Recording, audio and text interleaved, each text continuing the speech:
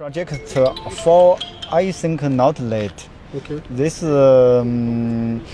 because this we from this mountain area construction this project this too much difficult things for here because with the construction with engineer with equipment all the come from China.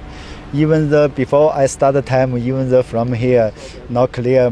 Yes. Motorway and the highway. Okay. Yes, even for the security reason, it's the same. Sir, what about the security issues? Clear here security? Now actually, we are very appreciate because as a Chinese here, we are protected by the federal government and also by KPK government, and we are treated just like a family. We are really appreciate. Okay. And just with this cooperation with the local government and also federal government, it's a joint effort that we are complete this project.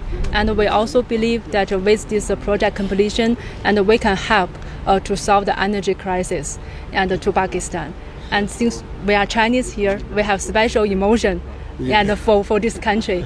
And we're always grateful. We're also grateful. I believe that in KPK province, they have a lot of potential for the hydros. And I think the government, KPK government is also is working on that. And some project is also going on. I believe that with all of this project completion, it will give a lot of contribution, a lot of benefits for the local people. We believe Pakistan is a very peaceful country, and really, and also very peaceful.